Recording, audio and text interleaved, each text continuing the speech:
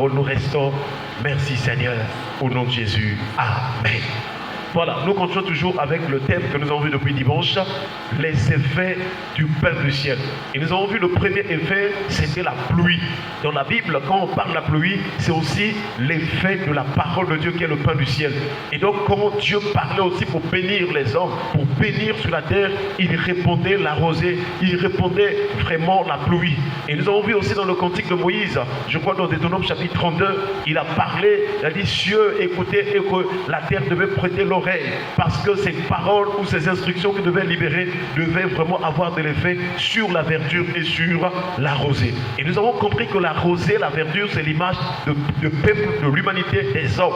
Chers frères et sœurs, et nous avons vu qu'en dehors de la pluie, il y a aussi la neige. La neige aussi est un effet de la parole de Dieu ou un effet du pain qui vient du ciel. Et déjà, lorsque l'apôtre Jean voit la vision du Fils de l'homme, il voit la vision de Jésus-Christ ressuscité, glorifié, alors il dit que sa tête et ses cheveux étaient blancs comme de la laine blanche, comme de la neige. Est-ce qu'on peut acclamer le Seigneur? Et nous avons compris que le deuxième effet, donc, c'est la pureté. La neige, c'est l'image de la pureté. Et nous avons dit que là où Dieu se trouve, il y a la pureté. Il n'y a pas d'impureté, il y a la pureté. Voilà pourquoi Dieu nous sanctifie pour que nous soyons en parfaite intimité avec lui. Et nous avons rappelé et exhorté, nous nous exhortons que nous puissions vraiment aspirer, aimer la sanctification, la pureté, aimer la purification, chers frères et sœurs. Parce que le monde vient pour suer, la chair vient pour suer et vraiment, les démons aussi viennent poursuivre la vie des hommes. Chers frères et sœurs, nous voyons aussi donc que la neige signifie beaucoup de choses. Nous avons vu aussi que la neige signifie la sainteté. Nous avons vu avec Daniel chapitre 7 comment ce que les trônes étaient établis et il a vu l'ancien des jours. Mais son vêtement était comme de la neige. Est-ce qu'on peut acclamer le Seigneur? Ce matin encore, nous voyons une autre signification de la neige. Oui, chers frères et sœurs, la neige aussi, c'est l'image de la fidélité. La neige, dans un autre contexte, c'est l'image aussi de la fidélité. Et nous sommes dans Proverbes chapitre 25, le verset 13. Proverbes chapitre 25, le verset 13. Il est écrit, « Comme la fraîcheur de la neige au temps de la moisson, ainsi est un messager fidèle pour celui qui l'envoie. Il restaure l'âme de son maître. » Alléluia. Chers frères et sœurs, dans ce merveilleux texte, nous voyons comment ce que l'auteur est en train de prendre l'image de la fraîcheur de la neige, de ce qui dégage de la neige, pour en donner une explication ou une vérité. Parce que dans les proverbes, on veut donner une image naturelle pour nous expliquer, chers frères et sœurs, une vérité spirituelle. Voilà aussi le but des proverbes. On prend une image des choses qui existent. Ça peut être des arbres, ça peut être quelque chose que tu vois de tes yeux, mais pour nous donner une vérité, un enseignement lié ou une édification qui est spirituelle, qui est vraiment, comment dirais-je, quelque chose d'important dans notre relation avec Dieu. Et l'auteur du livre de Proverbes aussi faisait la même chose. Il prenait l'image des choses naturelles pour nous emmener à vraiment orienter ou voir notre intimité, notre relation avec Dieu. Et dans ce texte aussi, c'est la même chose. Il dit, comme la fraîcheur de la neige au temps de la moisson. Chers frères et sœurs, dans la vie de l'homme, s'il y a une période, s'il y a un temps important, c'est le temps de la moisson. Alléluia. Parce que lorsque les gens vont pour faire les cultures, l'agriculture et tout, quand ils vont, la période la plus difficile, c'est le temps où la personne vient pour labourer. Le temps où la personne vient pour s'aimer les semences, c'est un temps vraiment difficile. Parce que sous le soleil, on est en train de s'aimer, on est en train de placer les choses et tout. Et vraiment, c'est une souffrance, le laboureur. Mais au temps de la moisson, le laboureur oublie toutes les souffrances qu'il avait eues pendant qu'il était en train de s'aimer. Alléluia. Voilà pourquoi j'aimerais te rappeler ce matin. Peut-être que toi aussi tu as souffert. Peut-être que tu t'attends à quelque chose. N'oubliez jamais qu'en Jésus-Christ, dans notre relation avec Dieu, nous sommes aussi des gens qui s'aiment, qui labourent. Et notre sémence ici dans le spirituel, ce n'est plus une sémence naturelle, mais c'est peut-être une sémence spirituelle. J'ai dit c'est une sémence spirituelle. Pourquoi? Parce que lorsqu'une personne est dans une vie de prière intense, cette personne est en train de s'aimer. Alléluia. lorsque nous prions beaucoup, lorsque tu remontes vraiment ton sort à l'Éternel, lorsque tu mets en lui ta confiance, il va agir au temps fixé par lui. Et donc la vie de prière, la vie de la parole de Dieu, l'obéissance à la parole, obéir à Dieu, lui être fidèle, sont des sémences qui vont nous donner de recevoir des récompenses. Alléluia. Ne te fatigue pas, ne te lamente pas, car tout ce que tu sèmes dans la prière finira par produire. Et c'est pourquoi le psalmiste, je crois dans Psaume 126, si j'ai bonne mémoire, il a dit que, en tout cas, celui qui porte la sémence en pleurant reviendra avec des cris d'allégresse, en chant d'allégresse, lorsqu'il portera des gerbes, lorsqu'il portera des fruits. Chers frères et sœurs, le moment de la moisson, le moment de la récolte, c'est un moment extraordinaire. Et notre prière ce matin, que le Seigneur se souvienne de toutes les prières que tu as élevées, que le Seigneur se souvienne de toi, qu'il te fasse rentrer dans la période de la moisson au nom de Jésus. Chers frères et sœurs, il dit comme la fraîcheur de la neige au temps de la moisson. Mais la moisson aussi, selon les paraboles de Jésus, l'une des paraboles, la moisson c'est l'image aussi de la fin du monde. Ah, chers frères et sœurs, le monde a eu un commencement, mais le monde aussi aura une fin.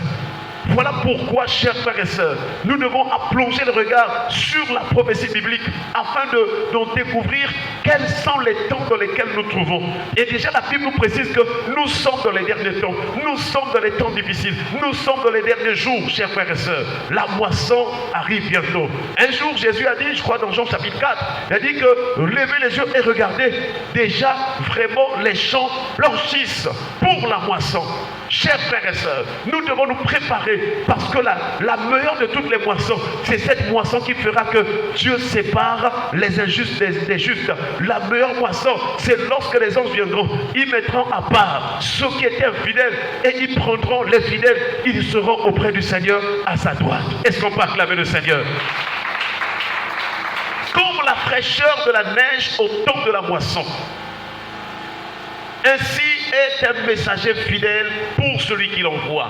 Oui, il compare ce qui est naturel pour nous expliquer ce qui est spirituel. Alors, Dieu aussi attend de nous d'être des messagers fidèles. Dieu attend de nous d'être des hommes et des femmes qui vont apporter des bonnes nouvelles aux autres. Un messager, c'est celui qui a la charge, qui a la mission d'apporter des nouvelles. Un messager, c'est celui qui a la charge d'apporter vraiment quelque chose.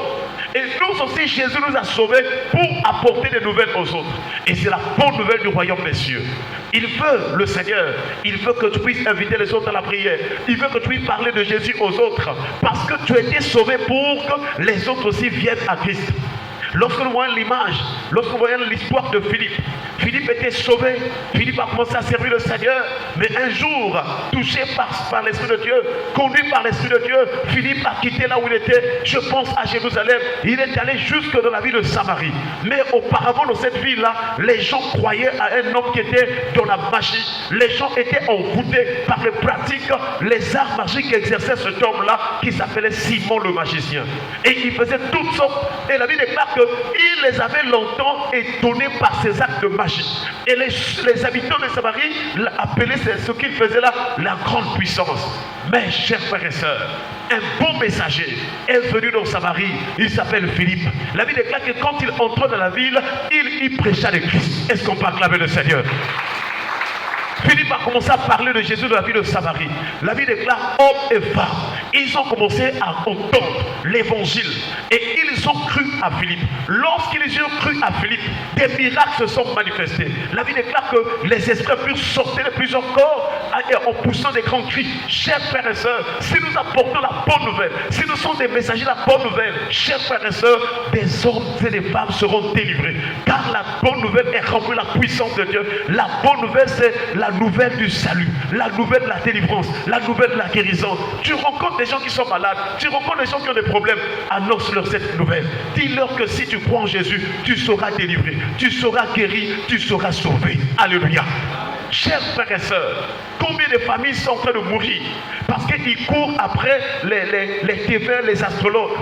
Ils vont interner des gens dans des milieux où on fait des pratiques traditionnelles et généralement les gens finissent par mourir. Mais la bonne nouvelle, c'est celle du royaume des cieux. C'est celle de la mort et de la résurrection de Jésus. C'est celle vraiment de la puissance du salut par Jésus-Christ. Et un jour aussi, chers frères et sœurs, nous voyons que Pierre, on les avait arrêtés, Pierre, je crois, et Jean, et on leur a posé la question. Dites-nous au nom de qui et par quel pouvoir avez-vous fait ce miracle? Comment avez-vous fait pour que cet homme soit guéri? Et Pierre s'est mis devant vraiment les chefs d'Israël. Comme il avait la bonne nouvelle, Pierre savait que c'est au nom de Jésus que cet homme était guéri, qu'il était en parfaite et bonne santé. Il leur a dit, oh homme Israël, chef d'Israël, chef du peuple, écoutez, puisque nous sommes interrogés sur un bienfait accordé à un homme malade. Un bienfait. La bonne nouvelle apporte le bienfait. La bonne nouvelle apporte des bonnes choses. La bonne nouvelle apporte vraiment la vie, le bonheur, la paix et la joie dans la vie des humains. Alléluia. Chers frères et sœurs, que Dieu nous donne d'être des messagers fidèles. Même si ce n'est pas pasteur, tu peux parler en 1 minute le nom de Jésus à ton prochain. Où que tu te trouves, à l'école, au travail, en famille, dans le quartier, dans le voisinage, annonce Jésus. Et nous croyons que dans cette bonne nouvelle, la puissance de Dieu est là. Même si le jour où tu parles de cela, tu annonces à une personne la bonne nouvelle, elle n'écoute pas, chers frères et sœurs, mais une autre fois, dans sa conscience, le Seigneur fera son œuvre. Est-ce qu'on peut acclamer le Seigneur? Dieu nous attend donc à être des messagères fidèles. Pour quoi? Parce que c'est lui Dieu qui nous envoie. Il nous a sauvés pour nous envoyer. Et la plus grande commission, la Bible déclare, allez par tout le monde, faites de toutes les nations des disciples, les baptisant au nom du Père, du Fils et du Saint-Esprit, et enseignez-leur à observer tout ce que je vous ai prescrit. Et ici il dit, et c'est alors que je serai avec vous, je suis avec vous tous les jours jusqu'à la fin des temps. Si nous annonçons la bonne nouvelle, si nous apportons la bonne nouvelle, le Seigneur sera avec nous tous les jours de notre vie. Et que ressent notre Maître, notre Seigneur Jésus-Christ, le Dieu Tout-Puissant, lorsque nous annonçons la bonne nouvelle? La Bible déclare qu'il restaure l'âme de son Maître. Son Maître est content de lui, ce messager fidèle. Oui, chers frères et sœurs, le messager, comme nous l'avons dit, c'est cette personne chargée de transmettre une nouvelle, chargée de transmettre un objet. Toi aussi, tu as quelque chose à transmettre aux autres par rapport à la parole que tu écoutes à l'église, par rapport aux enseignements que tu as reçus. Tu as la mission de transmettre quelque chose aux autres, chers frères et sœurs. Parce que beaucoup d'hommes et de femmes que nous rencontrons sur les rues, sur les grandes avenues, au travail, autour de nous, dans nos familles, beaucoup d'hommes et de femmes sont morts spirituellement. Beaucoup d'hommes et de femmes sont malades spirituellement. Et ils ont besoin de la bonne nouvelle. Car la bonne nouvelle du royaume vient pour guérir les malades. Alléluia. Et nous prions que la bonne nouvelle puisse avoir l'action puissante dans nos familles, dans notre environnement. Que Dieu nous donne le courage, la liberté. Que Dieu te donne d'être libre de parler de lui au nom de Jésus. Chers frères et sœurs, nous voyons que celui qui est fidèle, c'est celui-là qui c'est vraiment garder des choses. Celui qui est fidèle, c'est celui qui ne ment point. Celui qui est fidèle, c'est celui, chers frères et sœurs, qui vraiment agit conformément à ce que son maître lui a demandé de faire. Chers frères et sœurs, et nous croyons que le messager fidèle apporte aussi la guérison. Alléluia. Dans Proverbes chapitre 13, verset 17. Proverbe chapitre 13, verset 17, il est écrit: un envoyé méchant tombe dans le malheur, mais un messager fidèle apporte la guérison. Un envoyé méchant. Toi, Dieu t'a sauvé, Jésus t'a sauvé. Au lieu d'aller sauver les âmes, au lieu d'aller prier, au lieu d'aller exhorter, au lieu d'apporter la bonne nouvelle, tu restes là pour laisser les âmes mourir. Dans Ézéchiel, le Seigneur a dit: quand je dirai au méchant tu mourras, si toi tu ne l'avertis pas, le méchant mourra dans ses mauvaises voies, dans sa mauvaise voie, et moi je te redemanderai sans sang. Oui, chers frères et sœurs, nous serons responsables aussi devant le Seigneur pour les âmes qui se perdent, pour les âmes qui se meurent, tout simplement parce qu'elles n'ont pas écouté ou reçu la bonne nouvelle.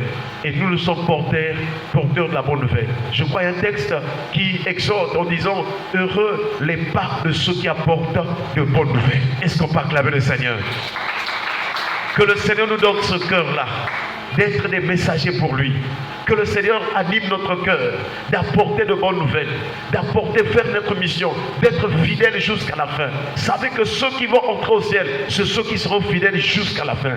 Oui, si Jésus ne revient maintenant, si Jésus ne revient pas maintenant, chers frères et sœurs, ceux qui sont fidèles jusqu'à la mort aussi entreront dans la joie du Maître.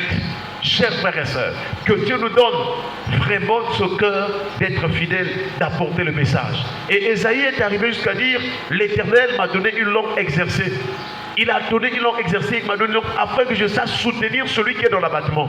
Je crois Ésaïe chapitre 50, verset 4. Chers frères et sœurs, tous les jours de notre vie, au lieu d'aller calomnier, au lieu d'aller mentir, au lieu d'aller vraiment faire des choses par notre bouche, des choses qui ne sont pas agréables au Seigneur, nous prions que Dieu nous donne d'exercer notre langue pour la bonne nouvelle, de parler de Jésus, d'exhorter les autres, d'apporter cette nouvelle, car celle-ci apportera la guérison à ceux qui vont la recevoir et l'entendre. Baissons les têtes dans la prière.